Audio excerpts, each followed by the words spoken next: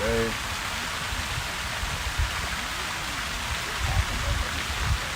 Yeah, but it's beautiful. I can do this shit, man. This is some shit. I'm not explaining something, right? Come out here. I be right out here doing this.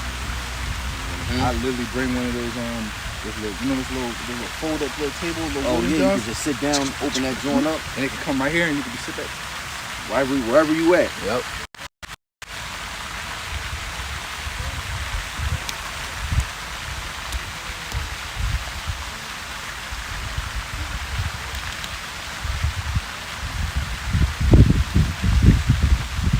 Check the audio. Shalom, Malak. How about you? Brakatah. Shalom, Let me know if you can hear the audio, bro. I'm in a wooded area, so I don't know how the reception is going to be for the live, but we're willing to. We're willing is good. Be good, bro. Cool. All right, Shalom. We are the Hebrew Israelites. All right, we come to teach the word of the Bible and tell the so-called blacks, Latino, Native Americans who are the Hebrew Israelites according to the scripture. Me and the brother Pair Thumb, we're going to do a little live sit down today instead of doing our traditional camp. Shalom. The brothers is out of town, so we're just going to be in the spirit, Lord willing, for this lesson be edifying. But before we get started, we give all praise, honor, and glory to Yahweh Ba'ashem Yahushua Ba'Hawah Kakadash. And double honor to our elders and apostles from Apostle Har on down. Peace and blessings to the elect. And to all the sincere brothers doing work of truth and sincerity, brothers listening and learning, to you few sisters out there listening as well. So today we kind of wanted to talk about, you can see from the title of this live, the Most High has no respect to persons in judgment or anything, so you got to work out your own salvation. And it's very important because you don't want to be in a position to where you're trying to keep up with, how they say in the world, you're keeping up with the Joneses. All right, but in a spiritual sense, you don't want to be in that same spirit where you're trying to keep up with other men. You're trying to keep up with, I don't want to say a certain standard because we all have a standard that we follow. But you're looking at other individuals' progress and their routine and regiment and the amount that they put out and, pursuant to whatever. It could be videos, it could be personal life, it could be how their diet, it could be their fitness routine, whatever. How much they work, the job they have. You can't try to emulate another brother 100% because you'll never be able to walk your own path. The scriptures say in 2nd Esdras that the path into the kingdom is a straight and narrow path, a small and narrow, right? And the straight gate, which goes into a difficult path. It's so small that only one man can go at a time, right? Fire on one side, raging water on the other. So tight and narrow that you gotta walk through and squeeze through so that you don't get caught in that danger and that destruction. And you can't afford to hold another brother's hand walking through the truth. You can shout and encourage and push other brothers and then correct them on the path to the best of your ability. But honestly, your walk is your walk alone. Your life is your life alone. Your lifestyle is your lifestyle. The relationship you have with the Most High is unique to you. The videos, the way you speak, the way you teach, how you break the scriptures down, the way you understand certain scriptures, as long as you have the general basis of what it means. But you may read a scripture and obviously the interpretation of it is generally the same, but you may understand it in a way different than this brother will, so you explain it differently so that, individuals A, B, and C might get it when you break it down, but H and I, they might not get it until he breaks it down. So that's the most important thing. That go based off of, the different talents and gifts that the Lord bestowed upon different brothers, man. One of the parable of the talents is one of my favorite ones. Some brothers got 10, some brothers got 2 or 5, some brothers got 1. And the brother that had the 1, which was the least, I think that in itself personally was a discouragement to him. Like, damn, I only got 1. Yep, he got 10. I only got 1. Why I gotta have 1? But it's like, that 1, he could have easily turned that 1 to 2 to 5. Let's look at like sports, NBA, basketball, right? You got role players, right? You have star players, right? Leaders, playmakers, where they can shoot, they can dribble, they can pass, they can dunk, they can take it to the rack, whatever. Players like Russell Westbrook is a beautiful example. In my opinion, one of the greatest point guards of all time. arguably. And him in his prime, even today, still has that same level of skill and athleticism. But in his prime, this dude was averaging triple doubles, over 10 assists, over 10 rebounds, 20 points. Like, he was scoring, playing defense, getting boards, getting assists. He could shoot, he could dunk, he could lay up, he could pass.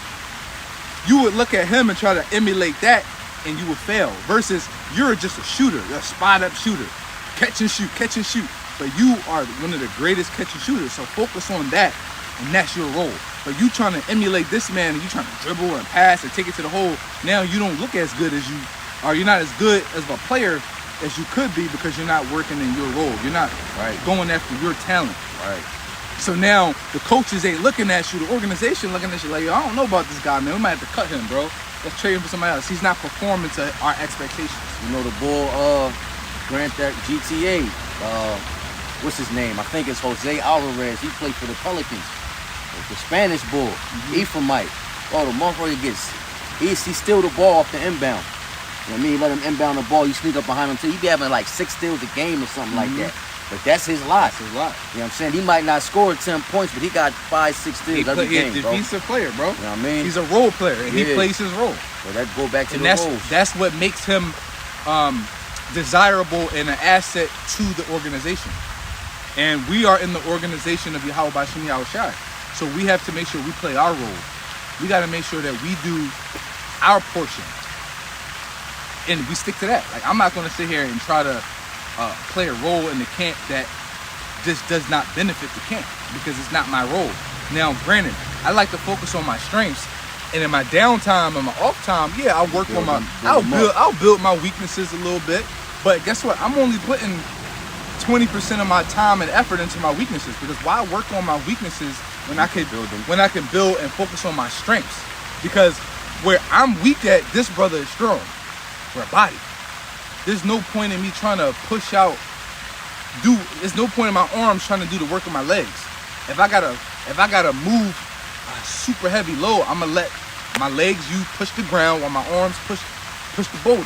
You know what I mean? And they work together. You know what I mean? I'm not gonna run on my arms. I'll run on my legs. Use my feet. Use my legs. You know what I mean? My arms serve their purpose in running. My core serves its purpose in running. My head, all these different things, man. Yeah. You know what, bro? Since we going into that, and I got a couple precepts. We get the I'm gonna open up with this. Got them up top. It's 1 Corinthians 12.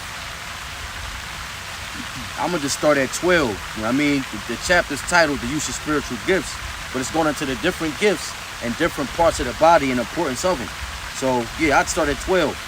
It says, "For as the body is one and hath many members, and all the members of that one body, being many, are one body, so also is Hamashiach." It says, "For by one Spirit," you can stop me whenever too, bro. For by one Spirit are we all baptized into one body, whether we be Jews or Gentiles." That's a stumbling block. You got to know the history. You got to know the context. But we ain't not getting into that right now. Continuing in 13, "Whether we be bond or free, and have been all made to drink into one Spirit." It says, "For the body is not one member, but many. If the foot shall say, because I am not the hand, I am not of the body, is it therefore not of the body?" You just basically broke this down in the worldly sense regarding sports, right? The foot is just as important as imagine walking around with one foot. You got 2 hands. What the foot worried about the hands for? They serve different purposes, right? You know, the foot's purpose is to stabilize you, right, and to move, to walk. You know what I mean? You can walk without your arms. You know, you can have your arms glued to your side and you can walk, as long as your feet and your legs do their purpose. Like you said, they're not worried about what the arms doing. You know exactly. I mean? The feet ain't worried about what the eyes doing. The eyes is looking ahead, and then the feet is going based on whatever the brain tells you. The eyes see, I see there's a step. So then the brain's like, the feet, I need you to lift up. Boom, plant. You know what I mean? Like, and that's how it works together, bro. That Disney movie kind of spiritual too. I think it's Inside Out. I never watched Inside Out. I never see it. I think it's 2 of them now. My daughter like that. They go into the consciousness and how they be basically in the brain that can command everything, what to do, but it's based on emotions though. Yep. You know what I mean, same context though. It's the body's a machine, bro. Yeah. Where we at? This verse, 1 Corinthians 12 and 17. "If the whole body were an eye, where were the hearing? If the whole were hearing, where were the smelling? But now hath Yahweh set the members, every one of them, in the body as it had pleased him. And if they were all one member, where were the body? But now are there many members, but yet one body. Yep, many members, but one body, right? The body is Yahweh Shai, which is the church, essentially, which does the will of the Heavenly Father Yahweh. So Yahweh Shai being the control center, which would consider the brain, right? Yahweh Shai is the brain or the head, and the rest of the brothers on down, right? The 144 specifically, we control the limbs, the organs, you know what I mean, and different things like that. So Yahweh Shai is the head, and we control, and whatever Yahweh Shai commands us to do, that's what we do. That's essentially how it works. The body works. Bro. It's a lot of things happen autonomously. Like, you don't have to think about it. Like right now, I'm moving my hands and I'm talking, I'm doing all these things, I'm breathing, but I'm not thinking about it. I'm just doing it. But if I want to think about putting my arm up, I thought about it, but my brain commanded my arm to do it. You know what I mean? That's just how it works. So we are a body of Yahweh Shai. So we do our own work. We don't compare ourselves and work. We don't worry ourselves with other brothers' business and other brothers' salvations, because, you know, we build and we sharpen each other up, right? Pursuing the Proverbs 27:17, right? Iron sharpen iron, and a man build the countenance of his friends. But at the end of the day, our salvation is of our own. You got to seek out your own salvation, as the scripture says. Again, Yahweh does not have a respect for persons in judgment. So just because, and this is a something to keep in mind. If you're a brother that's been in this truth for an extended period of time, whatever the time is, and you got brothers underneath you, and, you know, younger than you, I want to say, you know, if you got ranking system in your camp, not every camp does, but, you know, if you're a GMS, you probably do. You got a ranking system in your camp, and you got brothers underneath you in position, as well as tenure, right, in the truth. And typically a brother who's been in the truth longer and has been doing the work longer usually has a greater vast pool of knowledge than a younger brother. Generally. Experience. Yeah, experience, right? So just because you have this experience and this tenure over another brother does not make you greater than him. Because you can have been in the truth 15 years. A brother could have woken up and only been in for a year or two, and then the Lord comes back and you don't get delivered and he does. And you'll sit here and try to figure out a reason why, but when you look at it, you kind of oppressed the younger brother, you kind of looked down on him, you kind of like gave him the runaround, you didn't treat him with the same level of respect as you treated brothers that was in higher position than you or equal to you. You know what I mean? So we are not Yahweh. Yahweh doesn't have respect to persons in judgment, because Yahweh ultimately knows who is who and who is not. He knows the spirit. He judges by the faith in the spirit. Your works are a testament of your faith, but your works itself are not going to be what gets you delivered. Generally speaking, your keeping of the law, right? Just because you may have done the Shabbat better or kept the feast days better than this brother did, does not mean you're greater than him. This brother may have been more in the spirit than you. This brother may have been more sincere than you. That fire might have been, not to cut you off, just to add on. If anything, the Lord might have just withheld waking up that brother, because he was putting him through a much more refined furnace of adversity before bringing him in. And he could be a testimony to the brothers that was already in 5, 6, 10, 15 years in. Right. You know what I mean? For them to remind themselves to humble themselves. You know what I'm saying? You know, like, bro, the Lord is so... It's how the Lord did with David. I just watched that again too. I watched that over. I was watching it at work, keeping me in the spirit. It's the same concept. Yeah. It's the same concept. David was a comparison to Saul. David was small. He was a smaller stature. He didn't have that king persona, if you will, right? That traditional warrior staple idea of what a king is. A warrior, tall, strong, mighty, right? David was he was a shepherd, you know, shepherd of sheep. He was smaller in comparison to the men. He was more humble, you know what I mean? But guess what? He had greater faith. And his heart was after the Lord, His heart was after the Lord, bro. So he was a better king than Saul. Right. And the Lord made him mightier than Saul. War-wise, right? Right. He was stronger than Saul. he wasn't bigger, but he was stronger. Strength, size is not equate to strength all the time. Yeah, man, he outweighs Saul in every other, category, bro. Exactly. I'm Every gonna category. finish this up in Yep. 1 Corinthians 12 so we can keep, Mhm. I got them other, we're gonna keep rolling. It's 1 Corinthians 12, and I'm gonna jump down to 24. It says, for our comely parts have no need, but Yahweh have tempered the body together, having given more abundant honor to that part which hath lacked. It says that there shall be no schism in the body, no division. Yep. It says, but that the members should have the same care for one another. You just went into that. Yep. Whether one member suffer or all the members suffer with it. Yep. What does it say? The saying in the world is only as strong as the weakest link. Yep. You know what I mean? So we got to make sure that we all are being charitable, right? 1 Corinthians 13.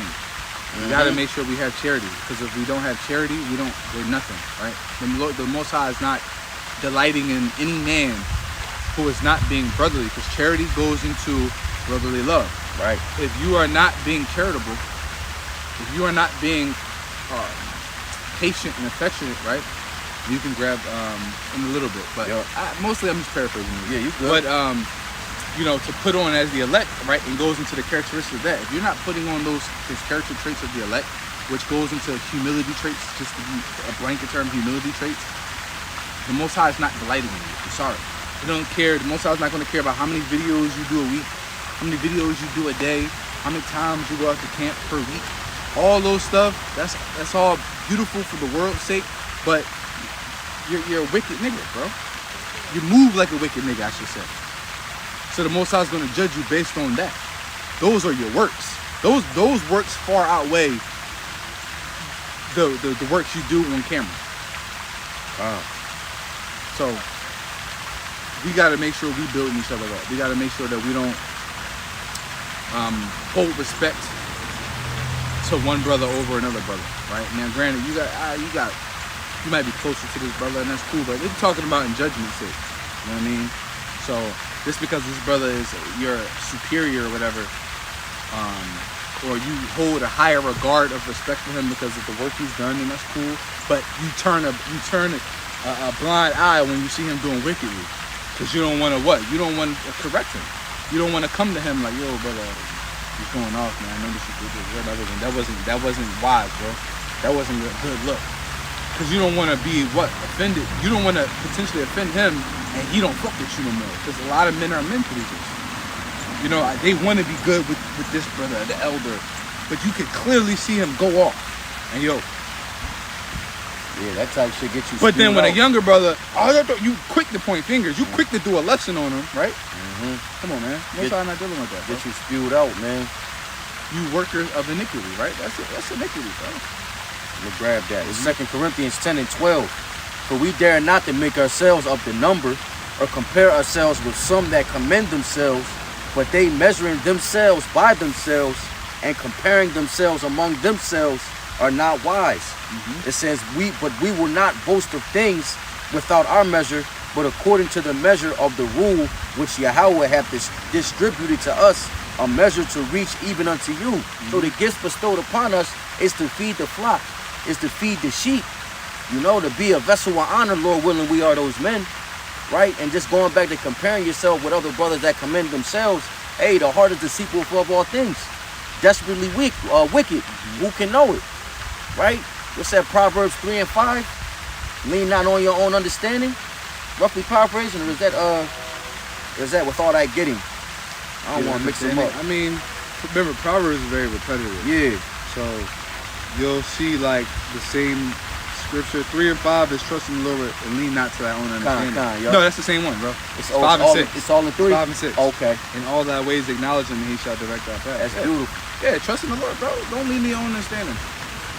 Simple. Yahweh Shah said the greatest 2 commandments are to serve the Most High, right? Have no other gods. Right, that's the first commandment, if I'm not mistaken.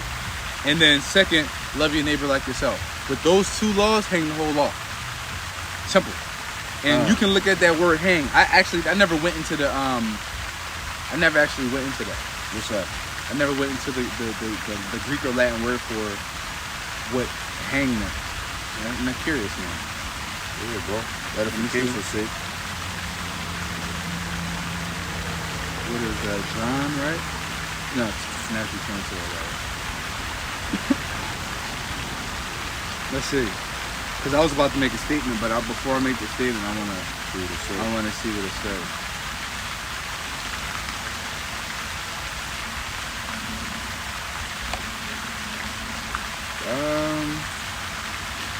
To suspend.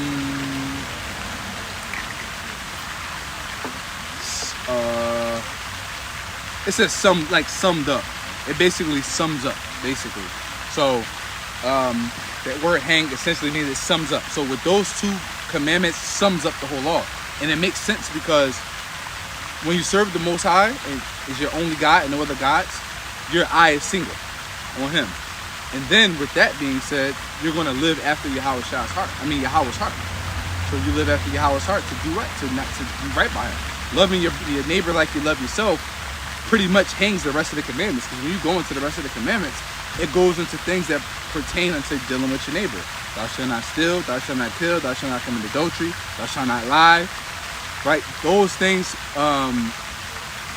you can only really do those things against another person. Right. Lie against another. It's not lying goes into basically bearing false witness. Mm-hmm. Meaning like I lie about him. Yo, yeah, I saw Paracum do this, but he really didn't do it. Just so I can get a one up or make him look bad. It's lying on your neighbor. But if I'm at work, if I call out sick of work and I'm really not sick, I want to do something else. Technically, that's a lie, but that's not a lie like, pertaining to the scripture. It's Esau. I'm not coming to work, bro. But I don't want to say, I don't feel like coming to work today. I'd rather go do this. You can get fired. Right. Yeah, I'm not feeling too well. I'm sick. I'm gonna stay home today. All right, man, feel better. Go about your day. But then you have what? Thou shalt not commit adultery. Committing adultery is when you sleep with another man's wife. I'm not about to sleep with another man's wife. I'm gonna just get my own wife. A single woman and make her mine. Why would I sleep with another man's wife and take what's his? Right? Thou shalt not kill. Taking another life unlawfully, without cause or reasonable cause. Thou shalt not steal. I'm not going to take, or thou shalt not covet thy neighbor's belongings. I'm not going to see what you got and plot on taking it from you. Or, I want his, you could do two in the same story. I want his chick. So what I'm going to do is, right, I'm going to set him up, get killed, and then I'm going to take his chick. Right. Bro, yeah, like you draw them, bro. You draw them. So, those two things hang the whole law, bro. So, no greater love. What they say, no greater love than this thing. A man laying his life down for his brothers. Yep. I mean, to what you want done unto you. To feel that way about another brother in the faith, or that bloodline, that's Yahweh Shai, man. Mm-hmm. Yahweh Shai was everything but prideful. Yep. He was the author and finisher of our faith, man. Yahweh Shai going to that Matthew 5, I think. Says, what you do unto them, or is it 25? It might be 25. What you do unto them, you do unto me. What you do unto them, you do unto me.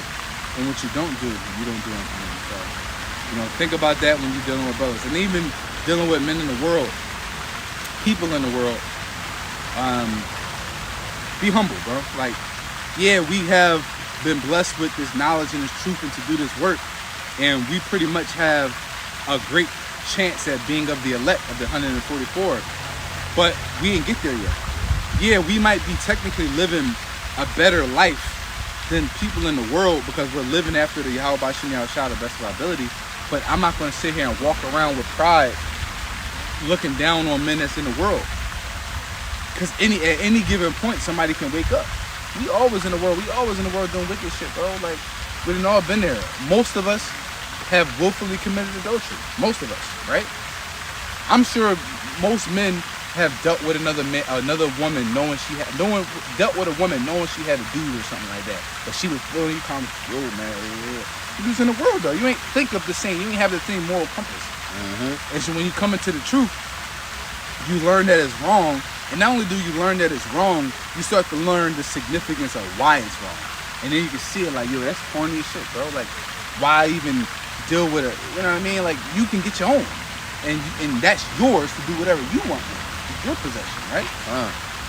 So, just like, you don't want to use, you feel the most comfortable in your own bathroom, in your own toilet, your own shower, because it's your shit. And it's like for brothers, it's like for brothers that, most folks did that. But for brothers that wasn't on that, they had them morals before crossing over, before coming into the faith, it was just assurance like, damn, I knew that shit wasn't right. It's that much more like, all right. And then you start thinking about it. You start looking back like, damn. Right. I was wrong, man. Yeah, and you repent. Straight cuts. But yeah, bro, you know. You repent, bro. Let me get this. It's Luke 12 and 48. I'm going to jump to the middle of the verse. It says, Luke 12 and 47. And that servant which knew his Lord's will and prepared not himself, neither did according to his will, shall be beaten with many stripes. That's the point.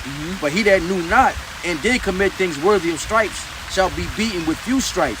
For to whomsoever much is given, of him shall be much required. Yep. And to whom men have committed much, of him they will ask the more. That's a Spider-Man quote. But they got it from power, the scripture. Great power, great Great power comes great responsibility. So it's like the Lord he gave you all this wisdom. You know, he's basically trusting you as a vessel to as one of his parts, as the body we just brought out, to push his word. So it's more sacrifice is required of you, man. Yep. And just even like from a worldly perspective, you can look at like a police officer. A police officer is because they're a sworn personnel, they got the badge, they took an oath, and you are going to be judged at a higher standard than civilians because you took that oath, you got that badge, you have that power and responsibility. So if you do something wrong, in the eyes of the public, you're going to be judged at a higher standard. Right. Because they expect it more of it. So therefore, it requires a lot more sacrifice. Absolutely. You know what I mean? When you're a celebrity or something like that, you have a higher standard that you are going to be judged. So therefore what? That's why most celebrities have PR reps. So that don't say that, don't do this. That's not a good look. Because everybody's going to judge you for everything you do because of the position you're in. Right. So because we're in this truth, we are also judged at a higher standard. Mostly by the Lord, but even by people in the world, especially people that know who you are, what you serve, what you stand for, they're going to be watching you.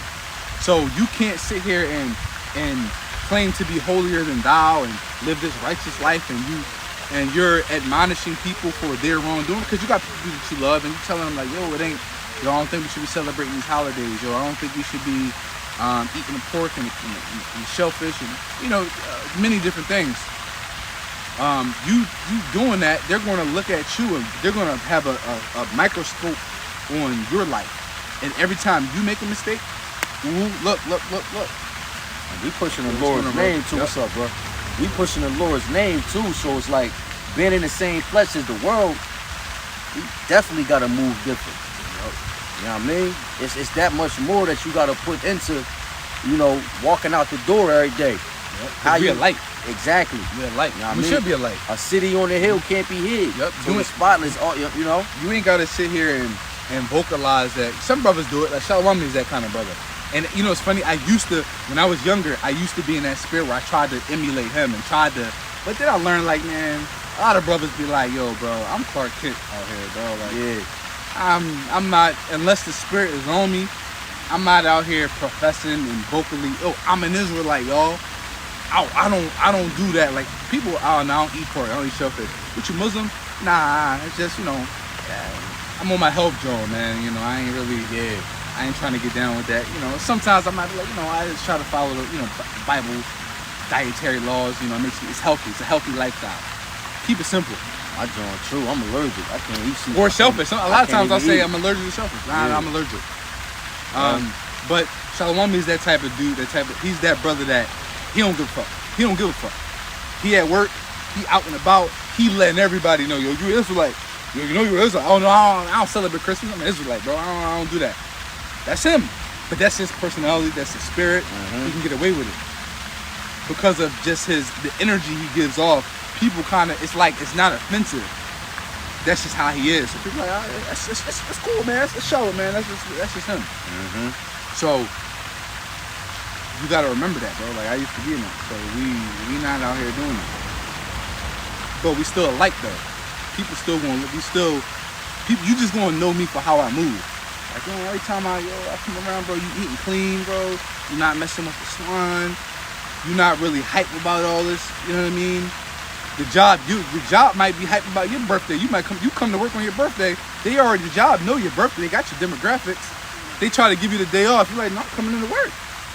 You taking your birthday off? No, I'm coming to work. How you gonna work on your birthday? Like, well, it's another day. You know, I'm thankful to the Lord for blessing me to see another year, of course. But you know, I'm not into the whole, birth celebration, and it's not really an accomplishment to me. You know what I mean? So that's just the way I look at it. That's my perspective. And people see that and they're like, I respect it. You ain't got to get into it, but that's really what it is. I mean, to be honest, like the scriptures don't flat out say you can't celebrate your birthday, but it's when you go into the context and you dive deeper into it, your birthday becomes a form of self-worship. Right. And to be honest, I as I'm aging in the truth, it really comes down to the spirit you in. Your birthday is your birthday, right? We're not gonna. That's how you keep track of your age, right? It's an acknowledgement. We acknowledge your birthday. We give thanks to the Lord for another year on the earth. Yeah, sure. And if people acknowledge your birthday, and that's cool. But look, I'm not doing a whole gifts and presents and don't throw me a party and cakes and shit. You know what I mean? If you want to do something nice for me, do it in the spirit because you want to do something nice for me. Don't do it because it's my birthday. Like, there's no accomplishment to it, so there's nothing to celebrate. If I actually accomplish something, I go to school for 4 years and I pass a really hard test and I accomplish something, and we want to go out and celebrate it, that's okay. But I'm still not doing it in a sense of like, it's me, it's about me, I did this, it's my power. No, it's the Lord, bro. It's all about the spirit. That's that Romans 14:5. Some men esteemeth a day above another, and another man esteemeth all days alike, man. Exactly. But even then, like when you go into this paganism and everything, bro. Right. This paganism and everything. People take things, even if it doesn't have pagan roots originally, people somewhere along the way took it, made it pagan, and then because they made it pagan, it popularized it, so people only know it as paganism. So that's kind of essentially the whole birthday thing was, it was taken and it was made into paganism because your birthday is your birthday. It always comes around every year. So that in itself, just like the high holidays come around every year, the 14th day of the third month. If you were born on the 17th day of the second month, that's your birthday every year. Wow. And you acknowledge that. But guess what? Pagans came and they took it and they formed it into like let's get a cake and light the candles and make a sacrifice and we get power on our birthday and we're open to the gods and all this shit. And they made it pagan, right? Sacrificing everything with the creator himself. Just like even sex. Sex was made. People took sex and made it wicked. They weaponized sex. Sex is a beautiful thing. It was created for sex. Sex was created for procreation and pleasure. And that's it. People took the pleasure part and turned it up, and turned it to profit, and turned it to wickedness. And instead of it being between a man and wife, husband and wife, they made it, like you said, they made profit off of it. Porn, OnlyFans, and then they made it casual. And now people are sleeping around and multiple partners, and and it just became a whole. And now it's lustful. That's super wicked, bro. Yep, and now it became wicked. So certain things in this life weren't necessarily unlawful, but the world made it unlawful, if that makes sense. They made it wicked.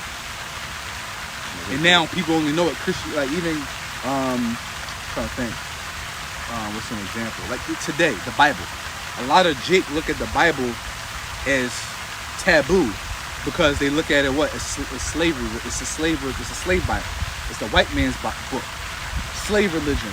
But in reality, no, the Bible is our history book. I'm just speaking layman's terms. It's black history. It's black Latino book in history.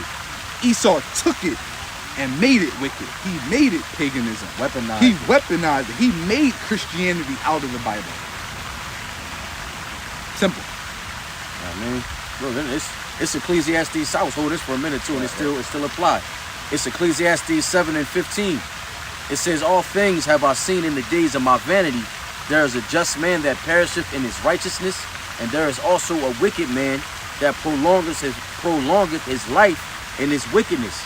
It says, be not righteous over much, neither make thyself over wise. Why shouldest thou destroy thyself? Also be not overmuch wicked, neither be thou foolish. Why shouldest thou die before thy time? Yep. So there's many different ways you can look at it, right? Being over wise, being over wicked, being over righteous. You know, if you are taking any part of your life and obsessing over it to a fault, that's when it becomes over.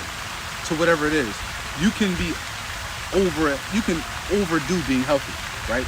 You got all of these extremists on the internet that are trying to avoid toxins as much as possible, but you're not going to be able to avoid everything. You know, you got these people who they don't even have Wi-Fi in their home, so they don't have internet. They don't use cell phones. They literally take their water that their public water source, put it into a bucket or filter it, put it into a bucket, get in the shower, dip the rag, and wash that way instead of just getting the filter, just using the water. You know what I mean? Or it's so much extreme shit, bro, out there. You're being over wise. You're doing yourself. You're killing yourself. You're stressing yourself out. We was talking about the fringes before we went in. We was talking about the fringes. You know what I mean? Some people overdo the fringes, right? I done seen a man put fringes and a border of blue on his beater, bro. Whatever it's, people call it different things. A tank top, the little white rib tank top that you put on under your shirts, or you wear when it's a real hot day. Look, the white beater, bro. I think everybody know about a white beater. Everybody. I seen a dude put fringes and a border blue on a white beater, bro. A shirt that you literally got to change, like every month or two. You got to get a new beater. You got to get a new pack of beaters. Yeah. Every summer you got to get a new pack of beaters. Every season. Yo, you put a border of blue and fringes on a beater to be in the house, bro. You in the house. That's like saying a woman got to wear have her head covered and her hijab and shit in the crib, bro. She in the crib. She in the comfort of her own home. Motherfuckers putting fringes and shit on their pajamas, bro. Like when they fitted caps. When they fitted caps. When they ties and shit, bro. You doing too much, man. You're being over righteous. But at the same time, you got people being over wicked. They have a bad day and then they just turn up. Like, yo, I done fucked up today, so you know what? I'm gonna just turn up. Damn, I gotta work on the Shabbat. So fuck it. I might as well just do everything else under the sun. If I'm already not keeping the Shabbat, I might as well not keep it to the fullest, right? It's a terrible mentality, bro. Right. So, being over righteous, being over wicked, being over wise, all those things can destroy yourself. You have to have balance, bro. If you just completely neglect the flesh, you are going to burn yourself out, bro. And you're going to fall out the truth. 100%. You have to feed the flesh. I'm not saying you got to do anything wicked, but bro, it's okay to go to the gym and work out, bro. Bro, it's okay to go get your hair cut and groom yourself. It's okay to go take a shower. You know what I mean? Like some bro, like there's some extremists out here, bro. Bro, I'm not trimming my beard. I'm not trimming my hair. I'm not trying to be pretty, bro. I'm not carnal. Bro, doing too much, bro. That's so I'm not, man. no, bro. I'm just gonna rinse off with some water, bro. I need soap, but I'm trying to smell good. For what? Self-care, man. Like, bro. This gonna bring it full circle too. We was going in and comparing each other with other brothers. This King David, right? This Psalm 73, and I'm gonna bounce down. I'm gonna start at verse 3. Psalm 73 and 3. For I was envious at the foolish when I saw the prosperity of the wicked. For there are no bands in their death, but their strength is firm. They are not in trouble as other men, neither are they plagued like other men. Yep. And the scriptures say don't envy the wicked. Because right. Why? The prosperity of the wicked. Because you don't know what their end is going to be. Exactly. If the judgment is going to be heavy, no, it says if even the righteous get judged, what more the wicked, right? Yeah, yep. That's what's that? 1 Peter 4 and 17. Judgment's gonna start at the house. And Sirach goes into that too. Huh. I can't remember what chapter, but it goes into don't envy the glory of the sinner, bro, because you don't know what his end is gonna be. All right, so it might be 2nd Esdras 9. Nah, it's definitely Sirach. It might be 2nd Esdras 9, but you know, scriptures is precept on precept. Yep. The one I know is in Sirach, 100%. Yeah, 100%. Just jumping down. Salakia. Yeah, man, vitamin D, man. For sure. what Apostle Gabar always go into the Japanese word. I think he said like sun roku, I believe, which means sunbathing. You know what I mean? Like literally just being out in the sun, being out in the wilderness, being around water. So that shit is healing, man, to the spirit. Yeah, that's heavy. Shit feel good too, man. Feel good out here, man. Let me see. I went for a little run right before this, man. You know, so I'm in good spirits, bro. So even just physical exercise, bro. That shit is it's crazy. It's crazy how the scriptures say that it profiteth little. But if you turn exercise, some people make exercise a chore. It's like or a punishment. If you make exercise and training profitable to your body and your spirit, bro, I feel great because I ate a clean breakfast.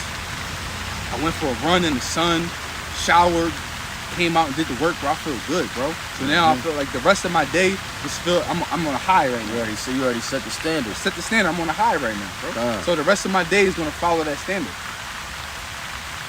But if I would have ate shitty ass breakfast, knowing that Saturdays are a part of my workout routine, I'm supposed to run on the Saturdays. Yep. I would have put it off. I would have come in here and I kind of just would have been like, but it helped get me in the spirit, bro. But that's me though. I don't know if every brother's gonna feel that. You know, everybody got their Everybody different. Usually, bro, 9 times out of 10, man, you start off with put something or not eating. You know, or fasting. You know what I mean? I'm the same way. Yeah.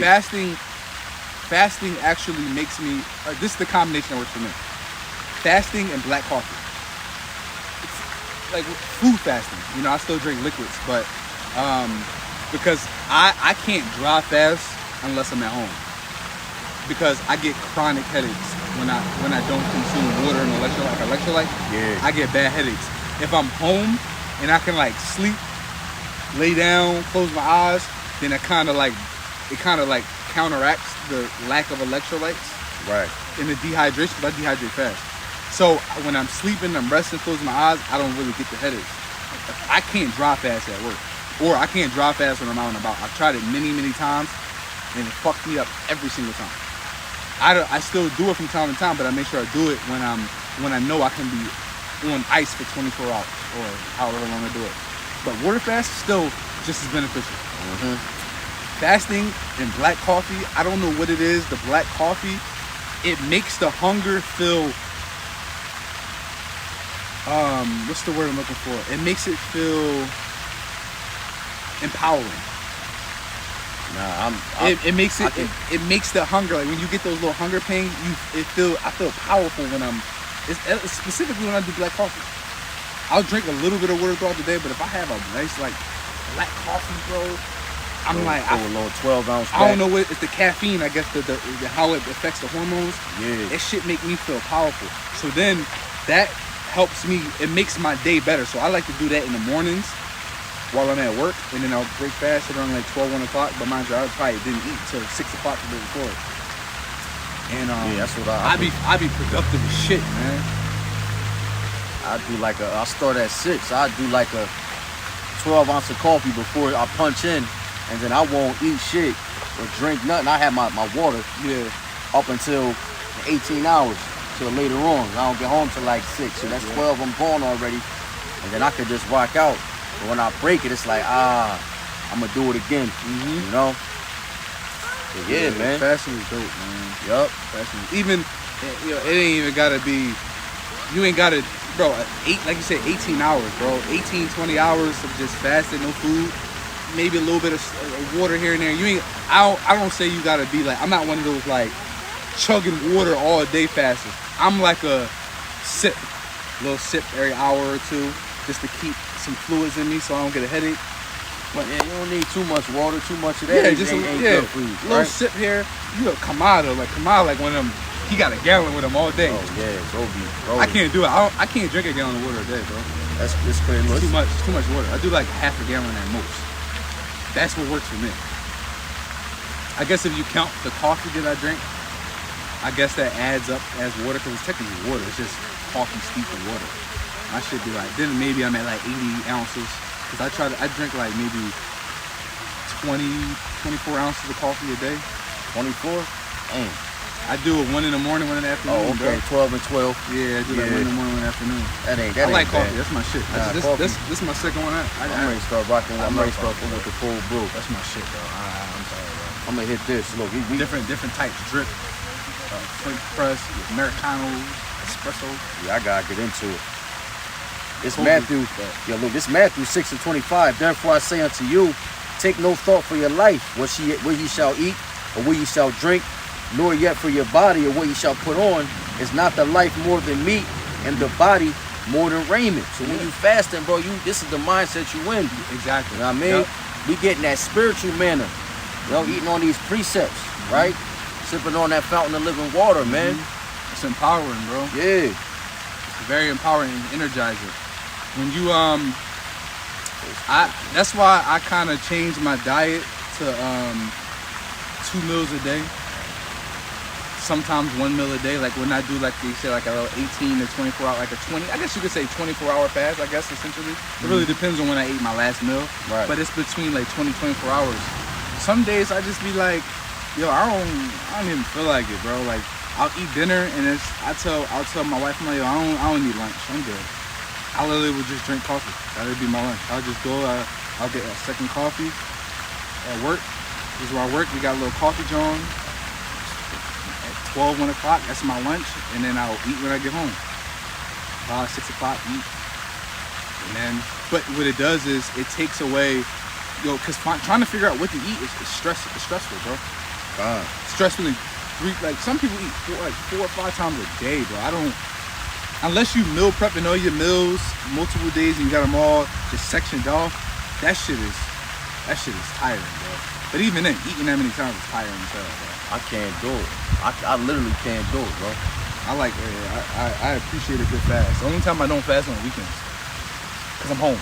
I'll wake up, make breakfast, family and shit. But during the week when I'm at work, man, I ain't got time to eat breakfast. I be working. The people I be working with, they be having their little breakfast at 7, 8 o'clock in the morning. Like, yeah, I'll be straight. Unless I work out in the morning. If I lift in the morning, I don't have to eat. If I run in the morning, I gotta eat breakfast. Cause running depletes your carbs, your glycogen on your spirit. It ain't gotta be a big breakfast. It'll be like half a cup of oatmeal and maybe like 2 eggs or something. Some fruit in it. But because that depletes your glycogen, which is your stored energy, so the carbs and all that. Strength training don't really, your heart rate don't really elevate that much. And again, this is me though. Every brother's different. Everybody got some people gotta eat after they strength train. That's most of the people in the world who eat. That's weak though. You got people out here who do OMAD 1 meal a day, that they'll train in the afternoon, but they don't eat their dinner, their 1 meal until the evening, like 6, 7 o'clock.